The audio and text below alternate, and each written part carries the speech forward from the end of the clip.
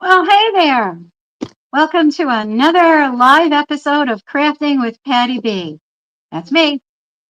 I also go by a lot of other names, but we won't go into that. Anyway, I am not a Zentangle professional.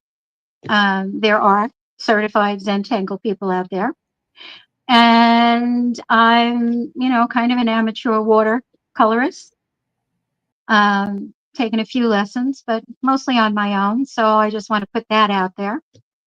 But what I thought I would do is share some of the things that I've, tricks of the trade, I guess you would call them, that I've picked up over the years. So I thought I would start with the supplies. Oh, and if anybody doesn't know what Zentangle is,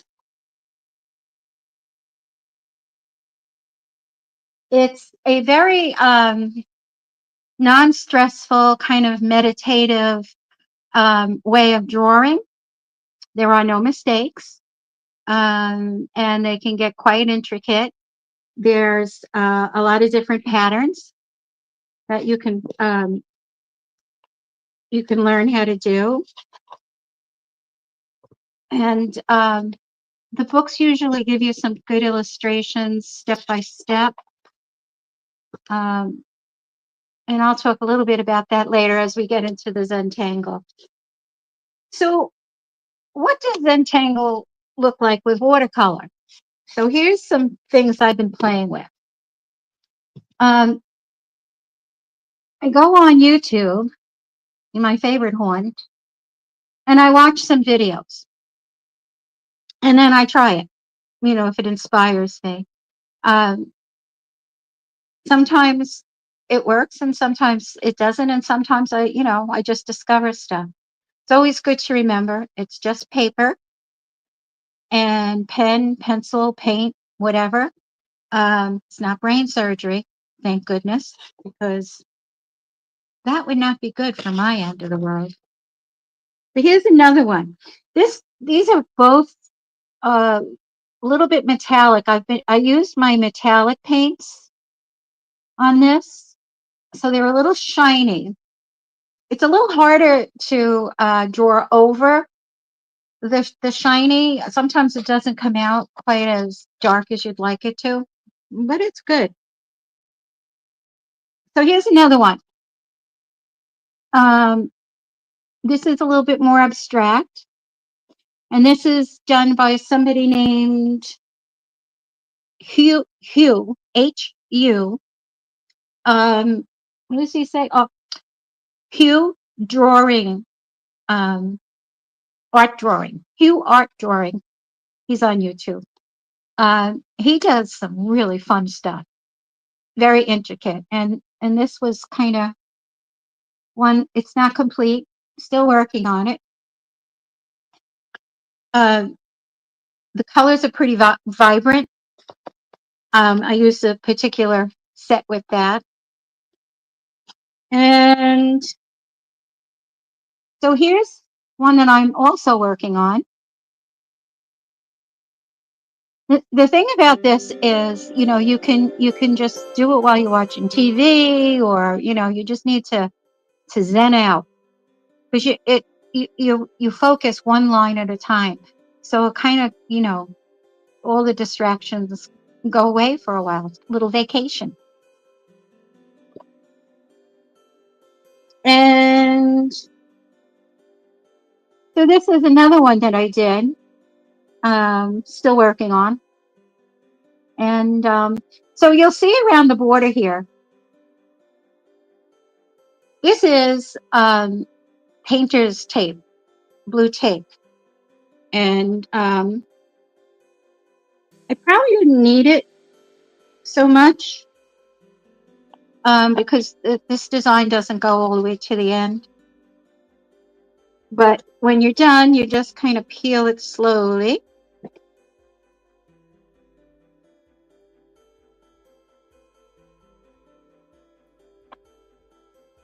And I found that peeling it at a little bit of an angle kind of helps. I'm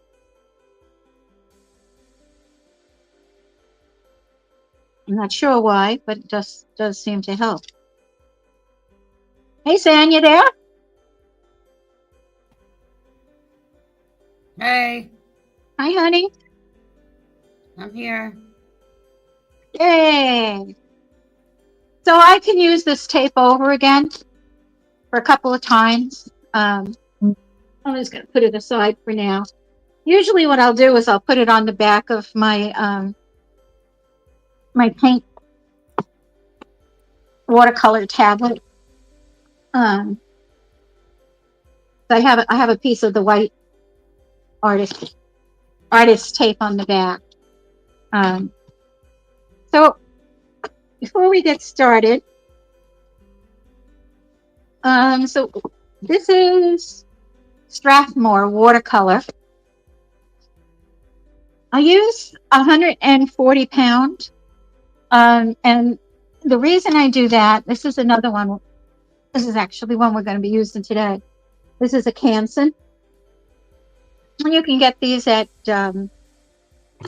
Michael's, or any place that sells art supplies usually has one of these brands.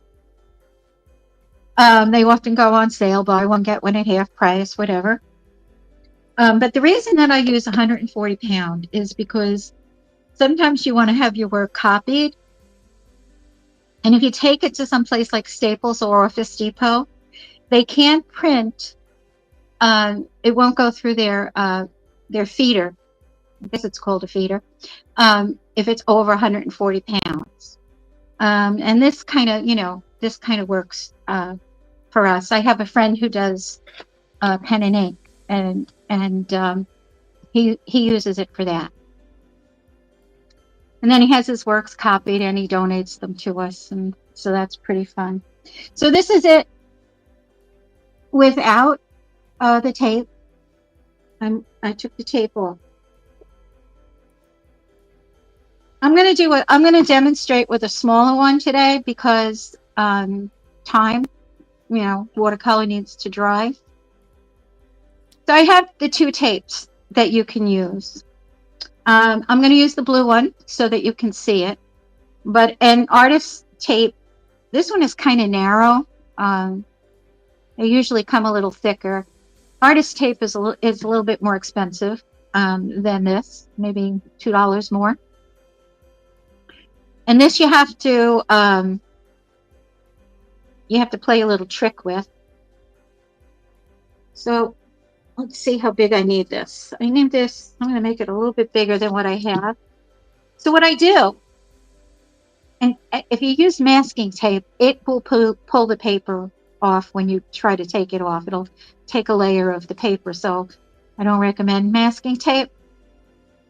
Well, what I do is if I have jeans or whatever, I just put the tape on some piece of fabric,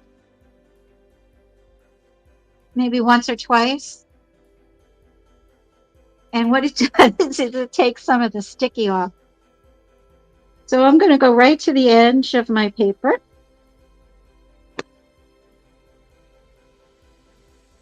There we go. And let's do another one. Got that big.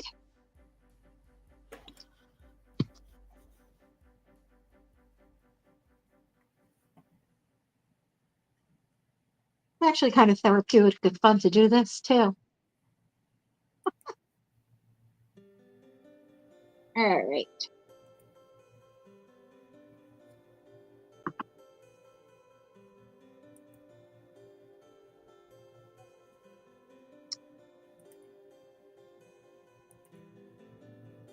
When you save it, it's already, cut, ripped, however you want to say that. I want to go about the same width. Uh-oh, I think I forgot to put that one on my shirt. So the longer you leave your tape on, the harder it will be to get off. So I have to make sure I take that piece off because I don't think I put it on my shirt.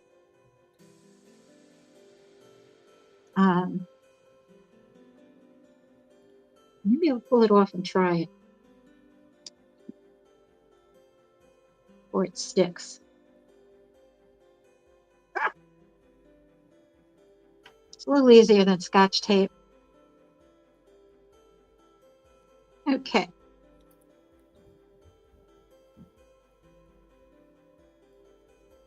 All right. So there we have a piece of 9 by 12 cut in half, so it's 9 by 6. Well, And then Lorraine whatever. O'Leary says hi. Hi, Lorraine. Hi. Lorraine. Thanks for coming in. So let's talk about supplies. With watercolor, your brushes really are important. And you want to get something that, has a good tip.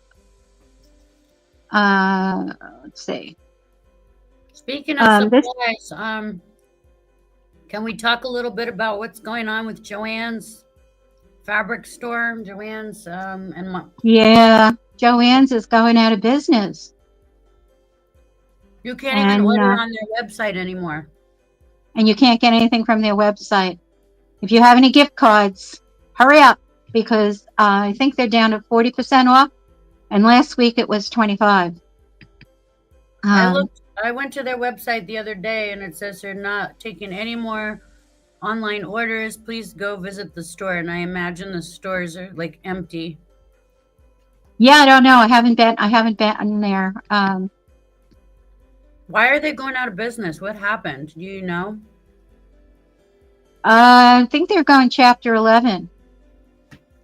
They have quite a few stores, 140,000 or something. Don't quote me on that because I'm not sure, but I know it was a lot of stores, and yeah, they're filing bankruptcy. Wow. Like everything else, the convenience of Amazon and mail order and stuff, the rents are high, and then you have to pay your employees, and your lighting, your heating, your air conditioning, all of that stuff adds up. So they really can't compete. The problem is that I like to feel things, especially fabrics. But yeah, I also like what scrapbooking papers and any of those things. Wool. I like to feel them and see them and check out the vibrancy of the colors and stuff. But yeah, I'm pretty disappointed about that. And I don't know. Rumor has it that maybe Michael's is next. I don't I know how hope that's not. going to work. I need to go stock up on some canvases. I've been painting a lot. Yeah. Yeah. Yep. Well, there's Hobby Lobby. You know. Mm-hmm. So anyway, I wet this brush, and you can see it comes to a really good point. This is a size 14, which is a good size. You do not want to leave your watercolor brushes in water. You do want to leave your acrylic brushes in water so that they don't dry out, because once that acrylic dries into there, an acrylic, has plastic in it, it's pretty darn hard to get out and will ruin your brushes. And these brushes are not cheap. These are, pretty expensive, but you only need like maybe 2 or 3, maybe 4. So you'll need a container for water. And this is a pretty common one. It folds up. And what I like about it is you can rest your brush on top of it. Because sometimes you're using a couple of brushes. You can also use, one of these little plastic to-go containers, which is what I was going to do today, because I know not everybody has those. So some other brushes would be, this is a 1-inch Royal Langnickel, which is a cheaper brush. But normally what I would use this brush is for doing wet on wet. So if I really want to saturate the paper with water, then you would do that. Wait, so your water dish needs to be plastic, not glass? Your water dish can be glass. Oh, okay. I always use like an old jelly jar, an old glass. Yeah, Jelly. anything like that. You just want to, you could put your brush on top. Okay, I see what you're saying. They sell things that are like little, they look like miniature taco holders that you could put your brush on. The object is you want to keep the fine point on your brush. That's kind of essential. You'll get a much more, it'll just be a better experience. You can use other brushes. I've got some smaller ones. I always like a glass jar because it's a little heavier and it won't tip over. That's a good point. Yeah. Yeah, I mean, these little takeout containers are pretty good. They're pretty sturdy. Yeah. But yeah, you don't want to do that. And you want to put your coffee or your tea or your drink somewhere on the other side. Because, I can't tell you how many times people have had to go to the sink and dump out whatever they were drinking because they used it, for their paint water. Happens. It happens. Mm-hmm. Okay, so there's the brush. You'll also want a piece of a towel. You can use paper towel, anything like that, to pull some of the water out of your brush. Because sometimes the thing with watercolors is that the color depends on the amount of water you put into the paint. So a little bit of water will give you a deeper color. And as you blend it, as you want it to get softer, you'll use more water to blend it. And I can talk a little bit about that as we go on so you can see exactly what I'm talking about. Lorraine said, good point for us clumsy people. Yeah. Yep. So another thing that I found useful is a spray bottle. One of these little bottles. Sometimes you can get them fairly cheaply, like, for the travel size containers they sell. I think I got 2 in a package for $2 or something like that. I can't remember if it was Michael's or whatever. But I use this for spraying my paper if I don't want it too saturated. Watercolor will go where the wet is. So you can put colors next to one another as long as there's a space in between. It doesn't have to be a very big space, but you know, 1/8 of an inch, just so it doesn't touch, because once it touches, it will suck it right in. And sometimes you want that, and sometimes you don't. So that's a good thing to remember. Another thing is, you know, usually your paints come with a mixing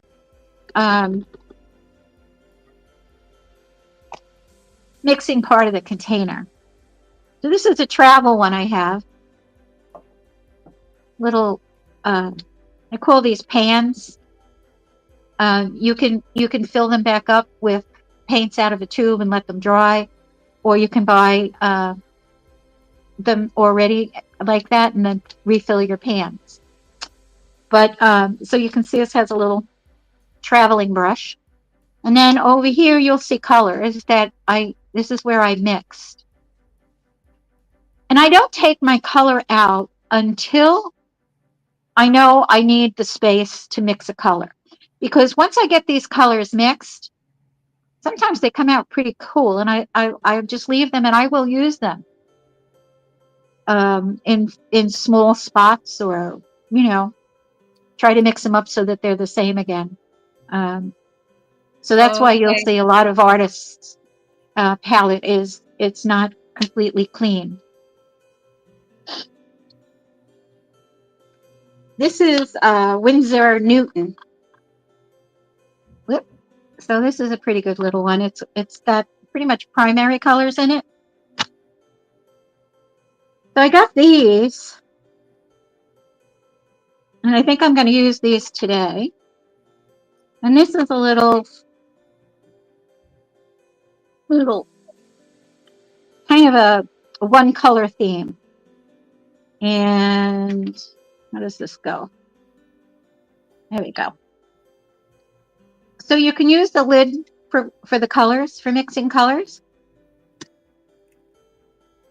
And you can see these are the little pans. Little pan of color. And I just fit into the little slots. I also have one in blue. And this is what I'm going to use today. There we go. And these are just kind of blues and purples. All right. So you could even use the top of your spray bottle. So what I'm going to do is I'm just going to spritz my paper a little bit. Not a lot. And to get these circles, these are pretty defined. And you can see these aren't completely, you know, it's a little more abstract. It's not a complete circle, but you kind of know where it is. You can see. And that's part of what you does. And yeah. So I also have, let me just show you this one, because you'll see this kind in stores, art supply stores. Watercolor palette, and this one you fill. These are not, they don't come out. The colors are just, you put them in out of a tube. So I had to buy all these colors separately in separate tubes. You know, those little tubes that you get. And then it'll dry. And you're fine, but you can refill that. My yellow needs to be refilled. Anyway, I thought I would work with these colors. And this is another one I have. Oh, one of my little pans moved.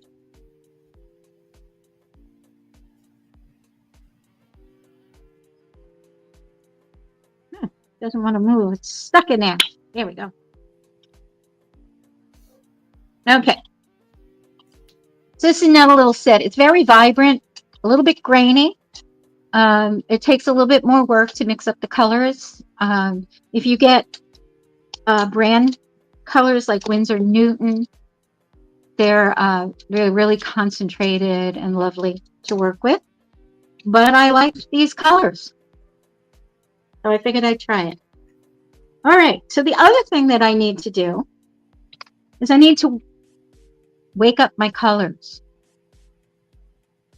So you can do this with water from your with your brush. Maybe I'll do that with this one. You get your brush really good and wet, and then you just, just get that water in there. And I'm not even, really rinsing my brush. I'm just dropping that water in. And that'll, just kind of sit. Okay. So you can use a glass plate. White works best, because you can see your colors better. And this is the lid off of a yogurt container. That works too. And I thought I would use that today. These, you can use the lids, but they're kind of small for what I want. I want puddles. I've seen some of the best painters just use paper plate for their painting palette. Paper plates are really good for acrylics. Yeah, acrylics. Yeah, yeah. Not the best for watercolors. You want something that you will hold up a good, wet puddle, not I don't know what I'm trying to say. Well, it's going to be one of those days where the words escape me. Let me look at my notes. Okay, so Zentengle is a structured pattern. It was designed by Rick Thomas and Maria Thomas, and it's registered. And you can become certified with them. A lot of people on YouTube are certified. Some are easier to watch than others. I like the ones that have like the nice background music and not a lot of talking. So the idea is to be present, do it one stroke at a time and just be in the moment. Very, relaxing and good for the brain. Everything's good for the brain, except chocolate. Anyway, so another person is Hobby, HOBBI 101. She does some really good dictorials, presentations, videos. Anyway, okay. Back to watercolor. It dried. Okay. Let's see. What I'm going to use is these little containers, like plastic shot glass. And this one had applesauce in it. You can see how big they are. And what I'm going to do is I'm going to try something dark. Let's try purple. And I'm just I'm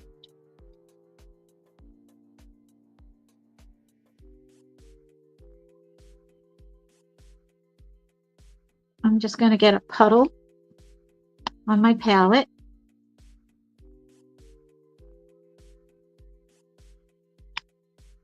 You're really mixing up your paint. There we go. That's a nice puddle, nice and dark. And I'm going to paint the rim. I'm going to put this watercolor on the rim. You can use just about any little rectangular thing that you have, container. Anything that'll hold a little bit of paint on the rim.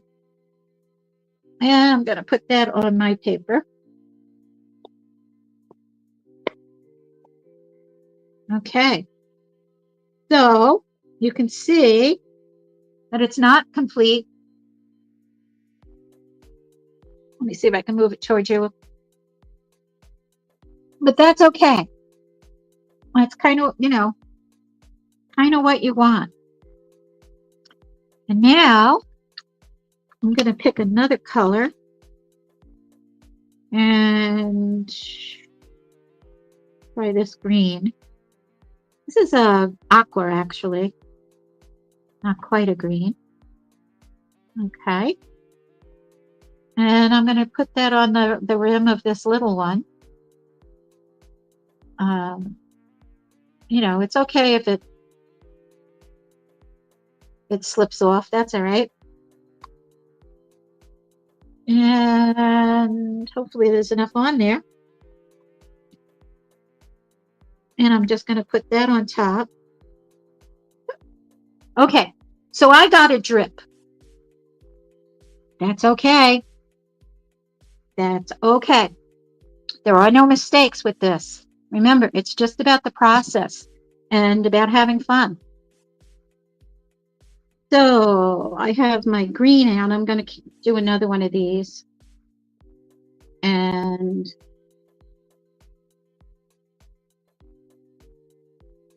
probably get a couple more spots because I'm putting a lot on here. And let's put this one over here. So you just want to keep doing this, so that they overlap. I'm rinsing my brush. And without taking the water out, I am going to try a different blue. Let's try this kind of blue. And I'm just making another puddle on my palette.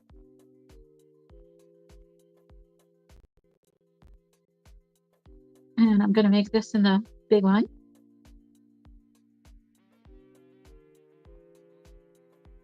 Now there's a little bit of purple on this. I didn't clean it. And that's okay. I'm going with it. You can clean it if you want. And let's put this one over here.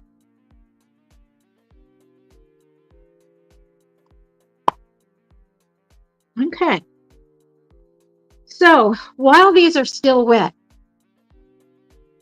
I'm going to take my brush with this color in it, and I'm going to pull this down. So I'm using the paint that's already on my palette, or already on my paper, and I'm just pulling it in to the middle.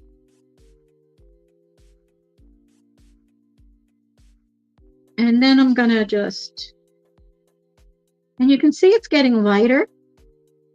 It's also getting drier, so I'm going to pick up a little bit more water. And I'm just going to pull this in. And yeah.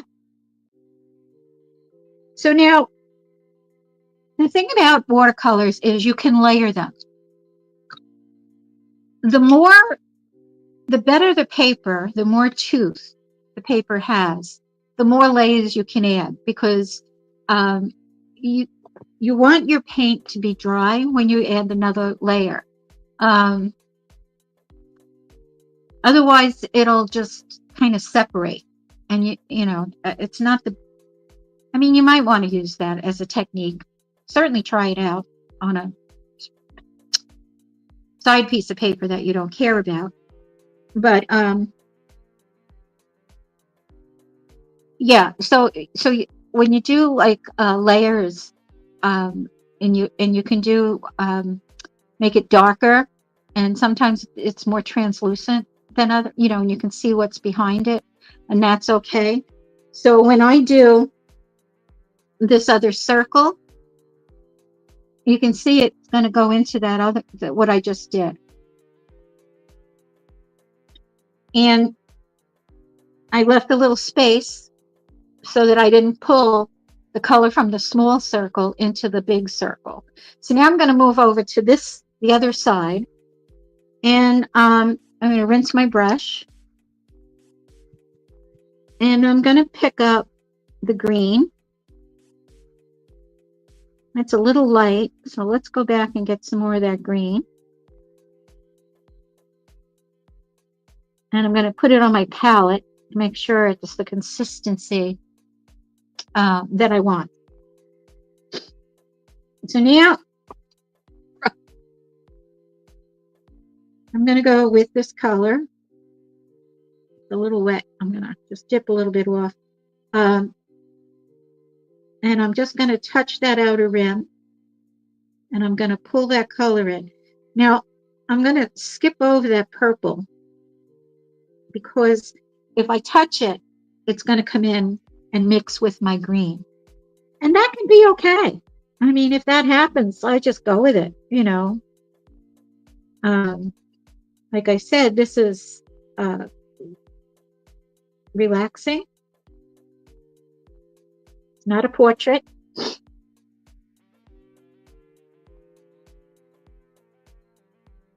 I might even take some of that little dot and put that in there. And you can see why having a pointy brush is a good thing. And this size brush holds a lot of paint, so that's okay.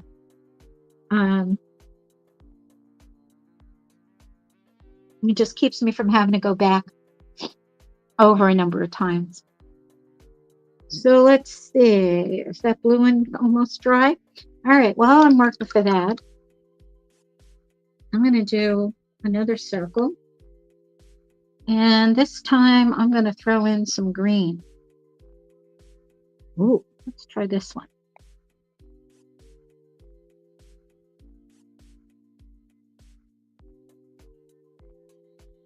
Yeah, it's a little murky, but that's okay. Again, I'm leaving the blue on. I mean, you could clean it off and you could have different colors, but I think I'm going to see what this does. And let's see, I want to put it.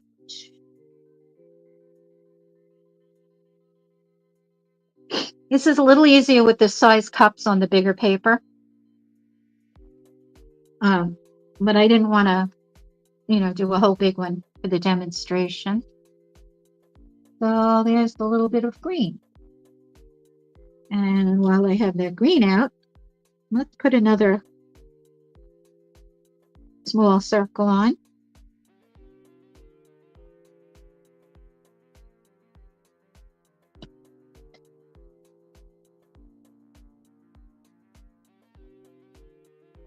Okay.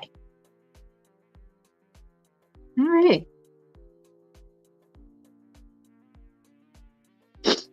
So while this is wet, this is still a little bit damp. So I'm going to skip that, and I'm just going to pull it in from up there.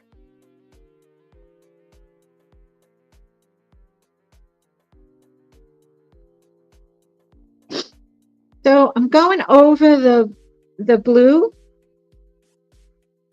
which is still a little wet, and I'm leaving some space.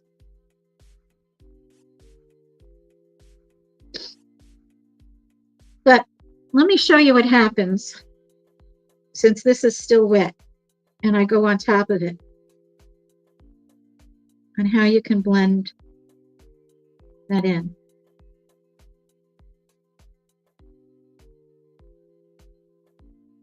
I'm just getting a little bit of more of that paint on my palette. So you can kind of see behind it. And as the colors mix, you know, another thing you can do is make a puddle of a different color green, maybe, and throw that in.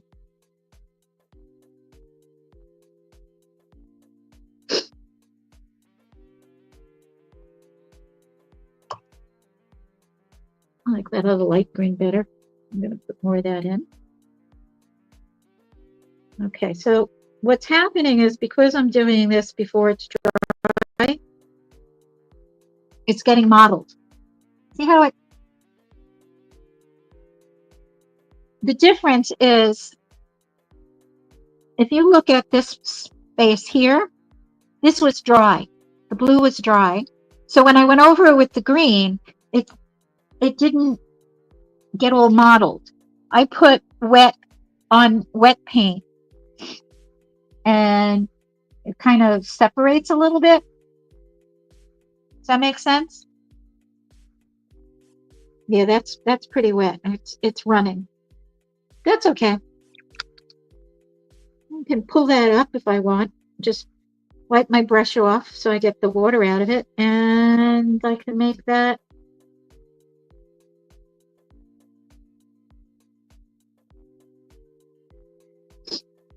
a little lighter. All right. So now let's go back to that purple before that purple dries.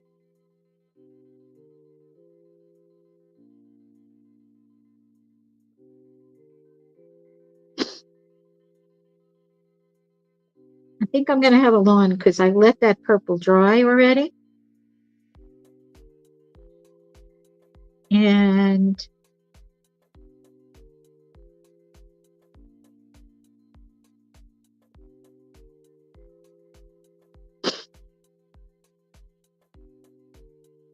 so this isn't going to be quite as neat as the other one.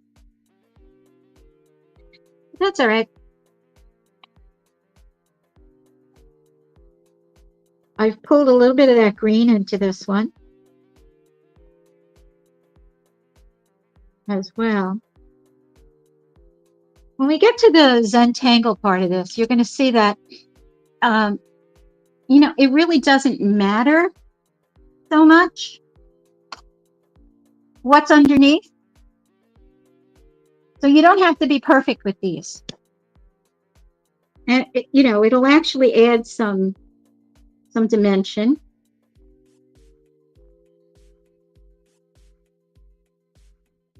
Okay.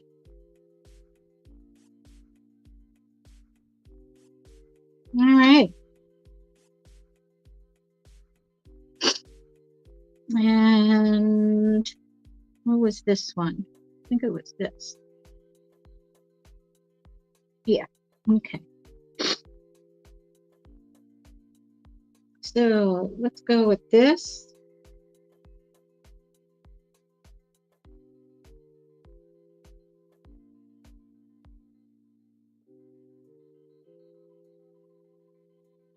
You know, somebody once told me that you can actually take your watercolor painting over to the sink and it'll wash away.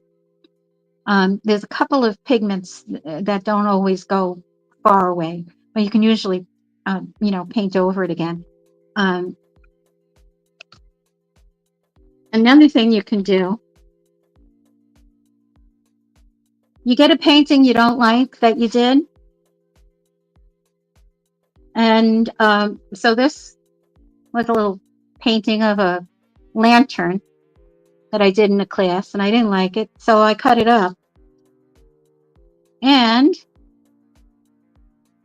I put a little Zentangle on it. So that can, you know, become a card. You know, I could Zentangle on this. you don't have to throw it away either. And there's another one. Okay. This is starting to dry. Let me do this other purple one real quick. Actually, this is a blue, green, and purple.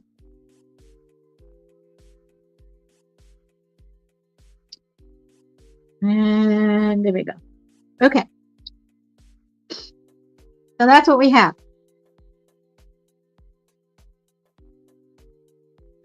And I'm going to let that dry. You can also pick up some paint with your cloth or your paper towel, which I'm doing just so we don't have to wait so long for it to dry. But while we're waiting, time for candy. Any questions, Sam?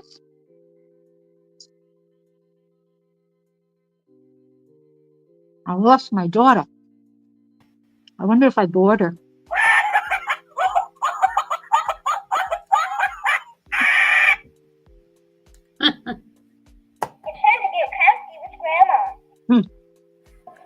Time to do crafting with Grandma. I'm here. I'm just painting. Oh, okay. I'm glad you're inspired. I'm just eating this chocolate. That's what Coraline and I do.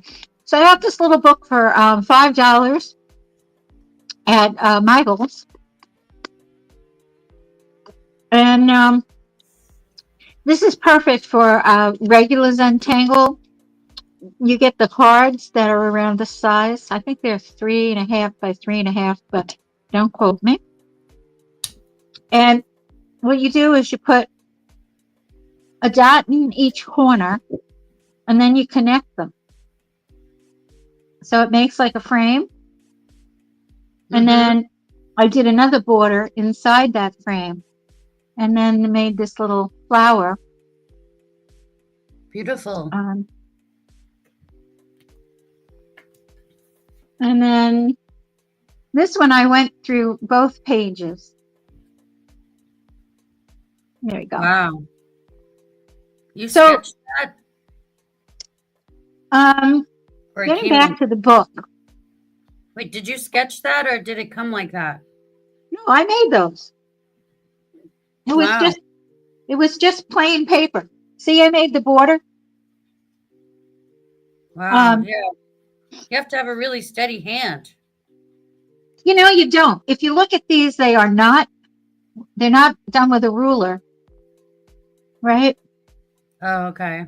So that's the thing about Zentangle is, you know, it doesn't have to be perfect. Okay. What I did was, you know, was not perfect.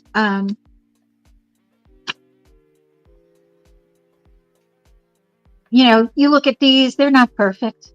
The little they look beautiful. Curly cues. Like you bought them like that. Yes. And so that's what's really fun about this. And you can learn to do all kinds of designs. Sometimes you like it, and sometimes you don't. Move my paint out of the way. So this book is called The Great Book Drawing Zentangle.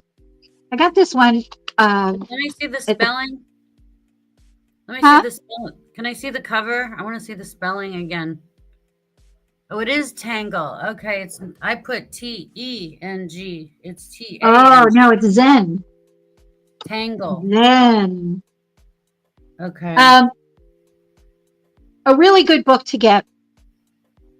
I think it's around $20 on Amazon. If you can find one secondhand, so much the better.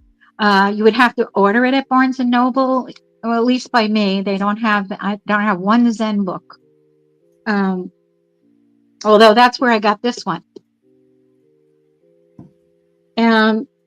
So there's a Zentangle book primer or Zentangle primer.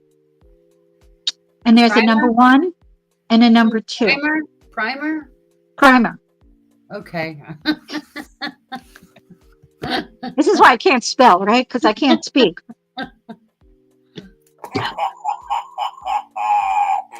Yeah. Yeah, they think it's hereditary, honey.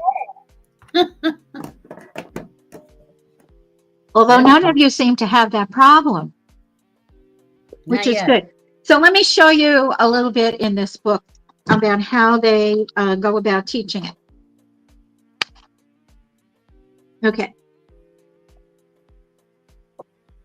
So if you look at this page, you'll see that there's 2 different colors in the design. So the one that they want you to focus on is the red. And then they take it to the next step, and the next step becomes the red, and the first one is black. So if you look at this, it's red, little crescent moon, they call that. Oh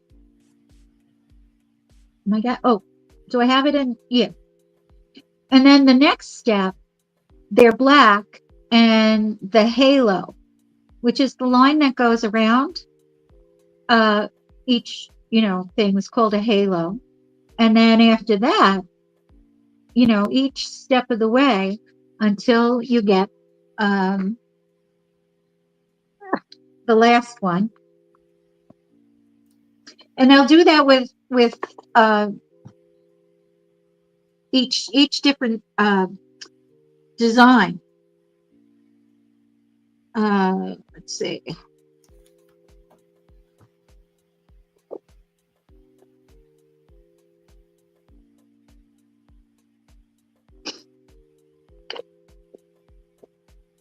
And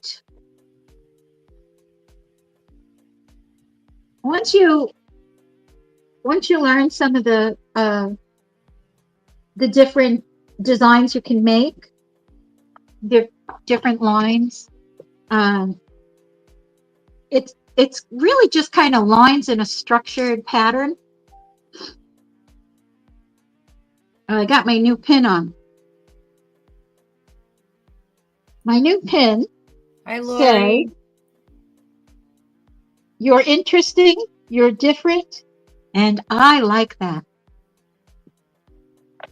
Cute.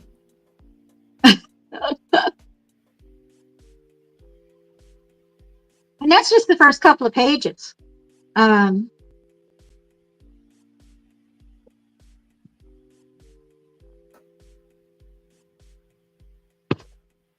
So what are the tools that you use to make these? This one's nice too. Like, when you do the letters, those letters that you can buy, wooden letters, or sometimes they're paper mache. You can make a card with that. So you can use your tape, your artist tape. Somebody told me you can use washi tape. I have not tried that. And then, it'll section it off for you. And yeah, so that's pretty much what it is to get these designs. And as I said, this book was originally $16.99.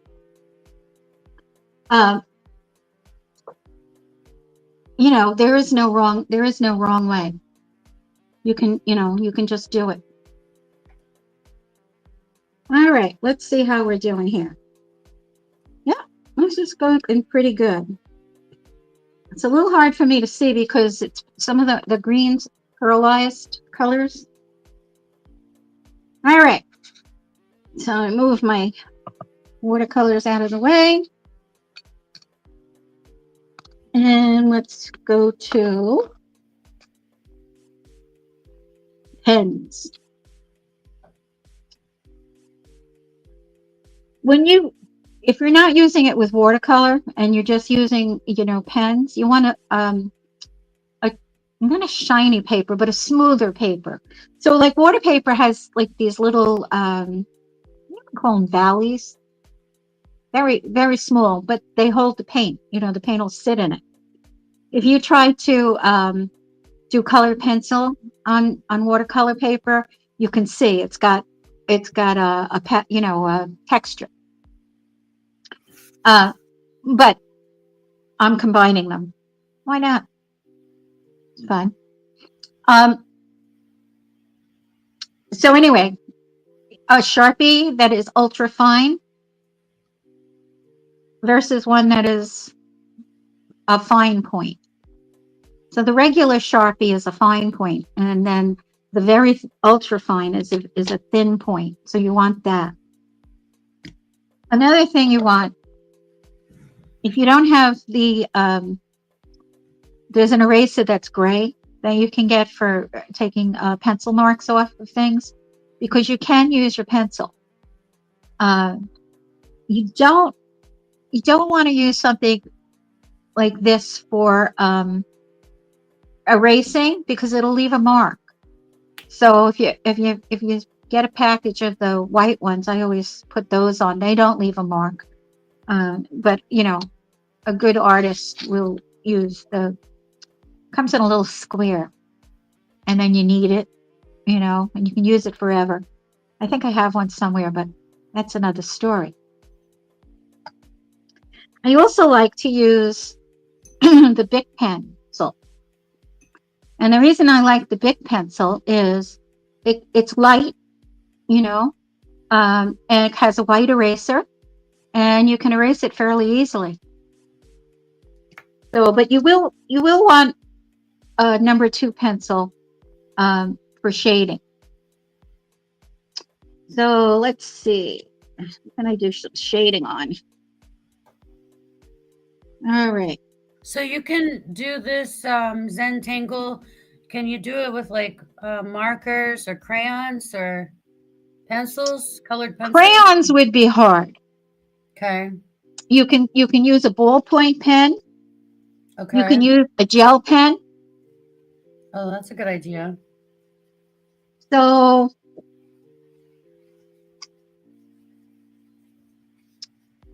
so you see this? Some of the blue came in, and it looks okay. It looks fine. Yeah, that looks really neat. Trying to think of where I can do some. Is this a new thing? I've feel like I've It's never. fairly new. Mm-hmm. Okay. And you can get really crazy with it. How You long can has it use been colored out? pens. I think Hugh does a lot with color pens, which is kind of nice. Yeah. All right. So you can I wonder also how long use it's a been white gel pen,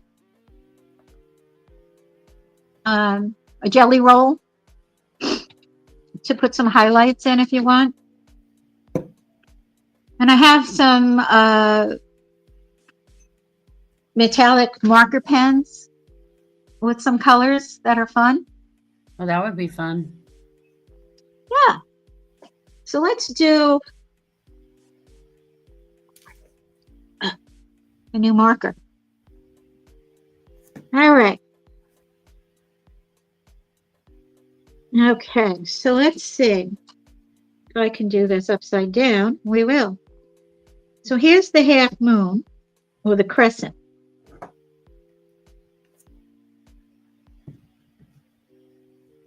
And I'm just going to go around with your pen.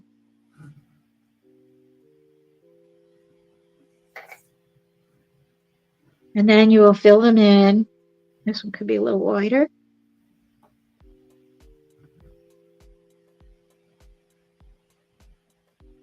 You can use a ballpoint pen too.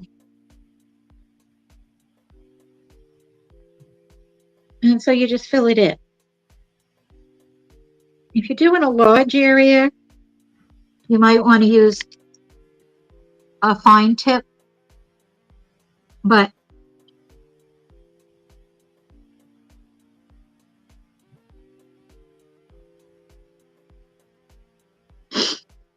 for the details, I like to do the ultra fine.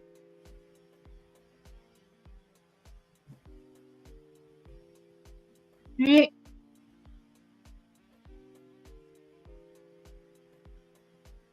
Doing this upside down. So I'm going back to my ultra fine. And what I'm going to do is I'm going to do a halo around my crescent moon. Halos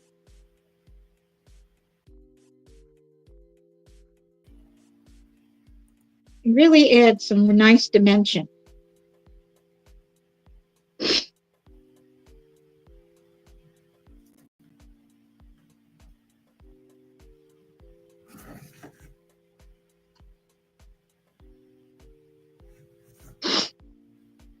Okay, so I can keep going with that.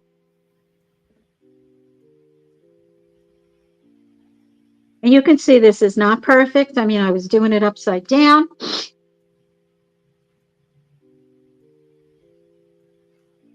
And what I'm going to end up doing is I'm going to pretend, you know, that the circle is complete.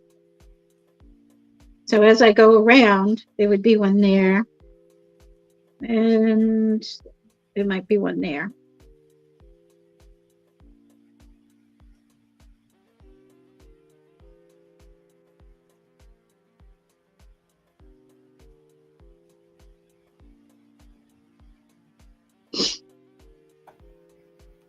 And you say not perfect.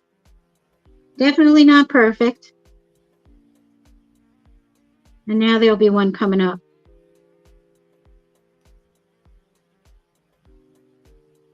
And I can just do that until I get a funny shape in the middle.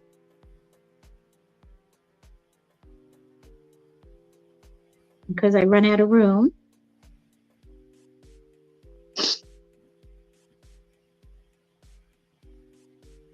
Okay. Well, now let me show you a little shading. And you know what? There's a, you see them in art supply stores. Michael's would have them. They're like a little paper.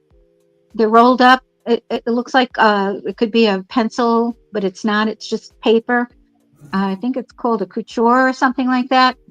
It's a French name, which means blender. And it's just, you know, a piece of blending.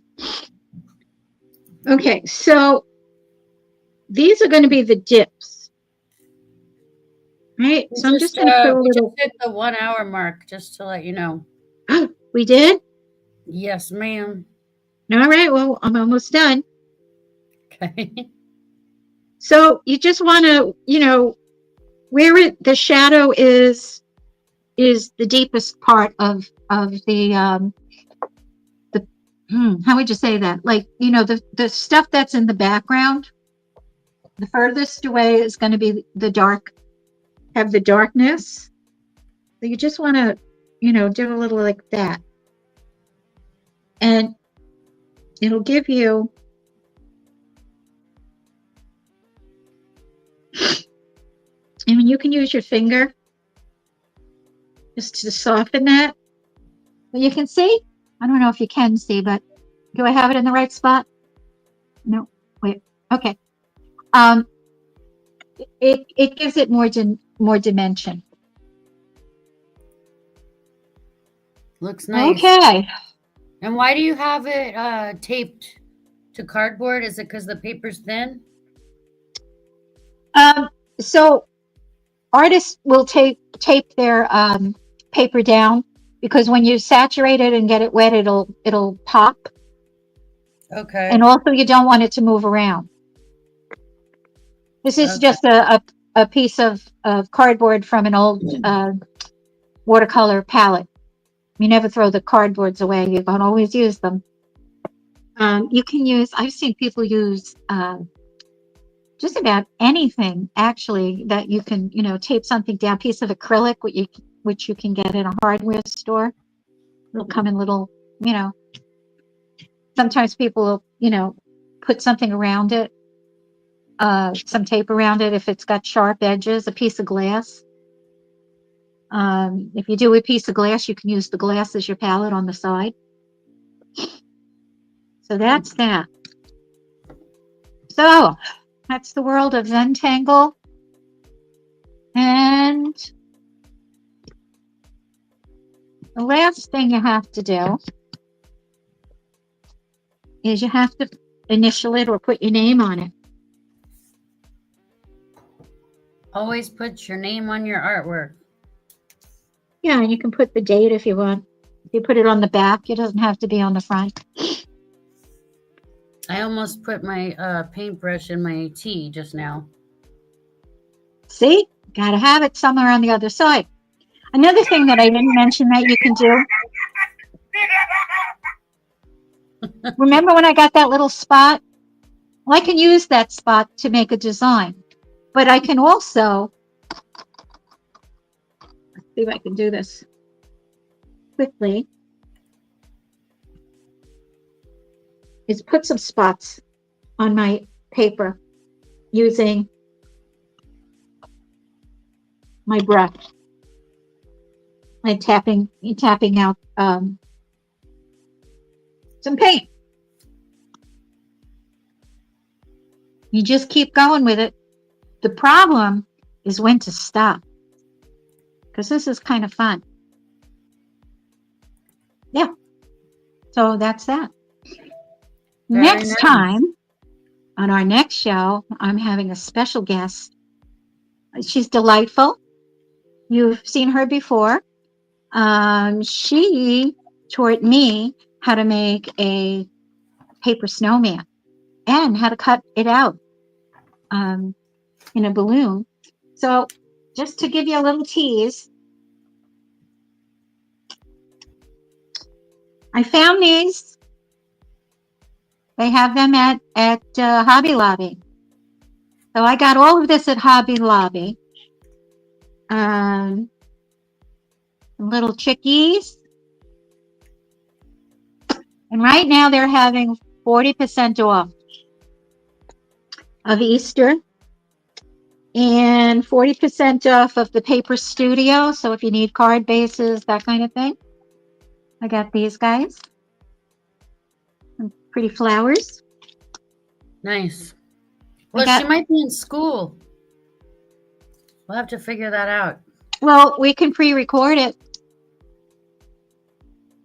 Yeah, we'll have to figure that out. And I just picked out some embellishments. So what you're going to need is acrylic paints. And we'll paint this and embellish it. And it'll get a little base. And we'll have a little keepsake. Little Easter decoration next Easter week. decoration. Yeah, I mean, you can use anything. I've got... that will be April 4th will be Patti Bee's next episode. So everybody stay tuned for that. Mm-hmm. Thank you for watching and thank you for your comments today. Yeah, thank you guys. Thanks, Sam. It's fun again.